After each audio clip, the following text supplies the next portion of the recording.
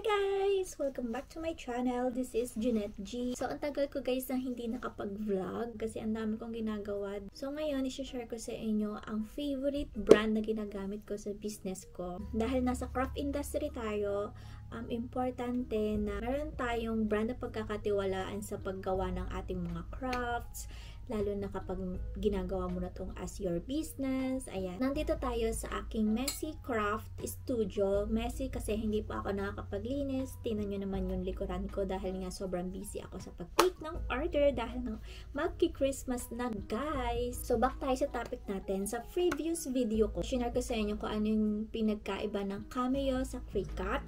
And sinare ko din sa inyo kung ano yung ginagamit kong vinyl na sobrang ganda ng qualities. Ayun ang HTV rod. So dahil nga nagustuhan ko yung quality ng kanilang vinyl, yung kanilang brand, doon na ako nagtiwala guys. So mula nung nakilala ko yung brand na yon. So, ito na ang exciting part. Meron tayong new baby. As in new baby, new machine. So, guys, ito na ang ating intro for our automatic HTV heat press by HTV Run. So, panoorin nyo muna guys ang aking ASMR unboxing ng machine na to. After that, i-explain ko sa inyo, i-share ko sa inyo kung paano ko gagamitin itong machine na to. So, video pasok!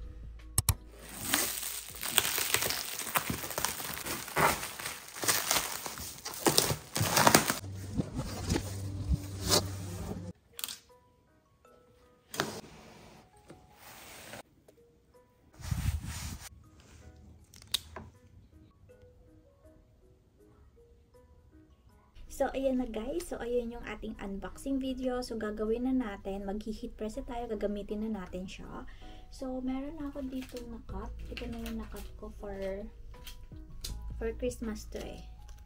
Ayan. Meron na ako dito HTV vinyl na na-cut. Ang brand na to is from HTV Run din. So, ito yung ating ipa-personalize. Ayan. Ito ay pillowcase. Pillowcase siya pang ano siya, pang sofa. So maganda siyang designan kasi look, may ganun siyang texture, meron siyang ganyang style. So pang Christmas yung ating style dito dahil nga malapit na mag-Christmas. So kailangan natin mag-DIY decoration. So let's go! Gawin na natin. Next na guys ang ating machine. So sobrang bigat dito. Hindi ko alam po ilang kilo to pero sobrang bigat. Hinahirapan niya akong iakyat dito eh. So, ito yung brand niya, HTV Run. So, ito yung kanyang adapter. So, ito yung saksakan niya, guys. Yan. May manual naman sila. Ayan. Ito yung manual. Ito yung power button. As you can see, nag-angat siya. Napaka-automatic na, diba? Naman, guys, ito yung temperature niya.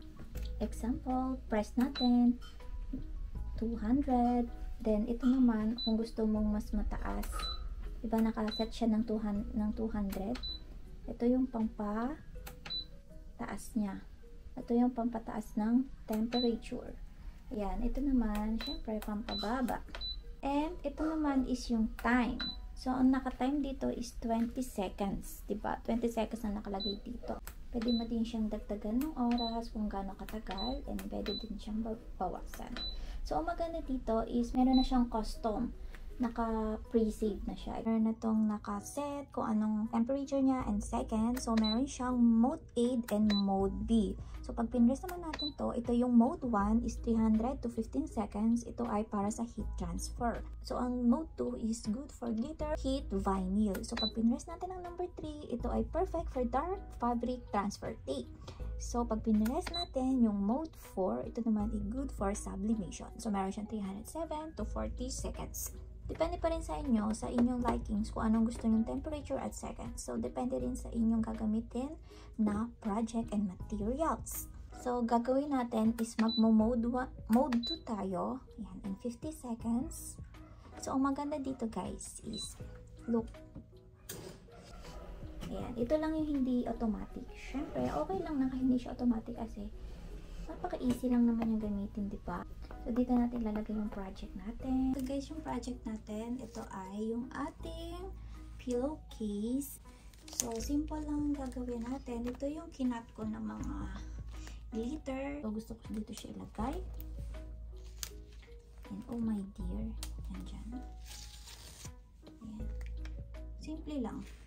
Gitna ba siya? Gusto ko kasi simple lang eh. Ayan. Ito, hanggang dito lang yung pwede niyang hilahin, i-pull. Ayan. So, meron siyang, tatakpan natin siya nito. Ayan, tatakpan natin. Press natin siya sa loob. So, parang tinapay lang siya, no? Press lang or 15 seconds. Nasa 10 seconds na. 6, 5, 4, 3, 2, and 1. So guys, nakita nyo naman automatic siyang nag-taas. Pull na natin ating tinapay, ating bagong bake. Tingnan natin kung yung init nyo. Yung isang lapag lang ba eh. Wow guys, look.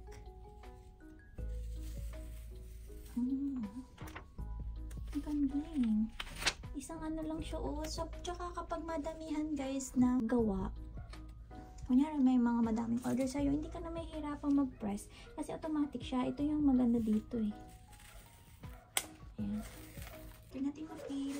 I-hit press ulit natin siya ng isang beses para make sure na sobrang kapit na kapit niya. Pero kapit naman na talaga siya. Pero ganun kasi yung ginagawa ko lagi. So, yung pipindutin ko ay mode 1 na lang. Ayan. Pasok na ulit natin ang ating bread. Ayan. Bagong salang. So, ayan ang ating bread. Sobrang ganda guys. Talaga ng pagkakalapat. Ang ganda niya guys. In love na ako sa machine na to. Ang ganda ng pagkakalapat. At saka galing kay HTV round din tong ating glitter vinyl. Kaya sobrang ganda niya. Hindi ka mahihirapang mag-peel at ikapit sa inyong project. Ito na ang ating finished product. Ito na yung ating throw pillowcase na pinarsanalize for Christmas. Diba guys? So, ang masasabi ko lang sa machine na yan ay sobrang gandang gamitin. Perfect for business. Kailangan nyo talagang mag-invest. Lalo na kung ito yung line ng inyong business, kailangan nyo talagang maglabas ng pera para bumili ng magagandang machine. And isa ito sa machine na inire-recommend ko sa inyo dahil superb talaga. Ang ganda ng quality at easy. Hindi ka na mahihirapan dahil ito ay automatic. So, madami magtatanong magkano to. So, sa Lazada is nasa 13,000 siya, hindi ko lang alam. Hindi ko lang sure yung exact price, pero nagkakaroon sila ng discount doon. Pwede nyo siyang makuha ng mas mababa doon sa kanilang Lazada shop. Nagbibigay sila doon ng voucher at nagbibigay ng discount. Ang alam ko, meron din silang sa Shopee, pero mas madami silang stocks dito sa Lazada. And mas prefer ko guys mamili sa Lazada kasi alam nyo, pinlace ko tong order na to kagabi and then kinabukasan andito na agad siya. Kasi ang alam ko, yung mga stocks nila ay nilalagay nila sa warehouse ng Lazada dito sa Laguna, kaya sobrang bilis, lalo na at Cavite ako. Pero kahit Manila ka, 1 day lang kasi ang dami ko rin nababasang review. At guys, ito yung ginawa ko na nag-glass din gamit yung HTV vinyl ng HTV Round. Sobrang ganda, sobrang quality, as in hanggang ngayon hindi natutuklap yung vinyl niya. Sobrang tibay, kahit ilang beses na tong nababasa or ano. Ang ganda. Ang ganda talaga ng quality. Alam nyo ba kasi yung bibigyan ko kayo ng sample lang. Kukuha ko ng stock dito. Sample nito. Bibigyan ko kayo ng sample ng anong pinagkaiba niya sa ibang brand. Ito is, hindi to HTV, pero ito ay vinyl sticker, permanent vinyl sticker. As you can see guys, makikita nyo yung difference niya dito pa lang sa pinaka ilalim niya, sa pinagkakaanuhan. Kasi ito yung ibang brand is papel. So mapapansin nyo kapag sobrang lalim ng pagkat ng machine nyo is yung inyong sticker is sumasama sa pinakapapel at ang hirap niyang ipil. So, alam mo kung man daming nakaka-relate dyan o marirealize ng mga new beginners na ang hirap ng ibang ng ganitong brand ng vinyl pag papel yung ilalim niya dahil sobrang hirap ipil. Kahit lagyan mo siya ng transfer tape na matibay, pag pinil mo siya kasama yung papel as in. So ito naman, ito yung HTV runt na explain ko sa dati kong video, and ito yung napakaganda ng quality. So sa mga hindi pa nakapanood ng video na yon, ito yung video na to. Ayan, tingnan nyo, ito ang maganda. Sobrang quality ng vinyl na to at hindi siya papel. As in, kahit mapil, kahit sobrang lalim ng pagkakat ng machine nyo, pag nilagyan nyo siya ng transfer tape, sasama agad siya. So ayun lang guys, check their Lazada shop. Meron din silang website, at meron din silang Shopee, pero mas prefer ko mag-shop sa Lazada kasi nga sa Lazada ang bilis lang nila. Naka-order na ako sa Shopee nila. Hindi siya 1 day as in, hindi siya 1 day, pero hindi din siya matagal. 2 days, 3 days. Ayan ang pinakamabilis nila sa Shopee, pero sa Lazada, umorder ka ngayon, isi-seller pack nila, and then bukas, bugs, andito na. Pag rush order ka, prefer ko to, at sobrang sulit ng pera nyo guys kapag magbi-business kayo, magsisimula pa lang. So, pipili na lang kayo sa mga machine ng pangkat nyo. Doon na lang kayo iisip ko ano mas gusto nyo, Cricut or Silhouette or ana. Cricut at Silhouette lang kasi talaga yung mas gusto ko So, namatay yung ating camera na low, at nag-iba yung quality ng ating camera. So, ayun nga, sinasabi ko, sa cutting machine na lang kayo magbabase kung anong mas gusto nyo. Pero, itong Silhouette, itong camera, nagkakaproblema ako guys. Ako lang ba, hindi ko alam kung paano ko siya Hindi siya nagka-cut as in, sobrang babaw ng cutting niya. Kahit ko na sa settings, kahit nilinis ko na to, kasi minsan ang dahilan ng hindi pagkat ng machine ko, ng magandang pagkat ng machine dito sa Silhouette ko, dahil madami dito naka-stack na sticker. Pero natanggal ko na siya, tinanggal ko na rin, in-stack ko na, maayos yung paglalagay ko, hindi pa rin siya. So plan ko na lang sigurong bumili ng bago nito. So medyo mahal kasi yun, medyo pricey, pero tinry ko din. So tinry kong bumili ng ibang blade. Hindi siya Silhouette pero tinry ko mag-cut, same pa din siya. Ano kaya yung pinaka-problema? So pag-aaralan ko pa kung anong problema na itong Silhouette ko. So hindi ako nakakapag-cut dito kay Silhouette. So ano mo problema ako? So ang nagagamit ko ngayon guys, ang nagagamit ko ngayon na cutting machine ko, itong aking Cricut. Napakaganda talaga ni Cricut. Ito nga sinasabi ko sa inyo, ang ganda ni Cricut, pero si Cricut ay nagka-problema rin sa akin sa pag-cut ng mga stickers. May line basta dito sa Cricut, hindi siya nagka-cut. Nagka-cut lang siya ng mga vinyl sticker or heat press vinyl. Ayun lang yung kinakat ni Cricut ko. So si Silhouette, problema ako, hindi ko alam paano bibilhin ko. Ano kaya? Kasi ang mahal ng gantong SIM kung bumili din ako nito, tapos ganun din yung magiging performance niya.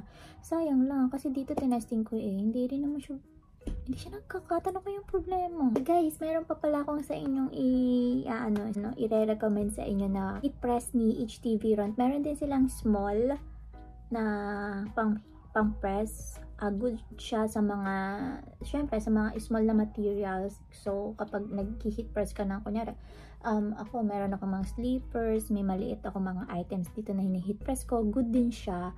So, baka ma-consider nyo din yon if wala pa kayong budget para dito sa automatic machine nila. Kasi pang ideal to pang printing business, like sa mga damit, sa mga bags, ayan, perfect siya. So, ayan lang. Kung wala pa kayong budget, meron naman silang maliit na heat press. Magandang brand din to. So, ayun lang guys. Thank you for watching and see you on my next vlog. Ano kaya ang sunod kong vlog? Kasi sobrang tagal ko nang hindi nag-vlog, no? Siguro sana next vlog ko is travel. Charot. So, ayun lang guys. Thank you for watching and see you on my next vlog. Bye-bye! Bye!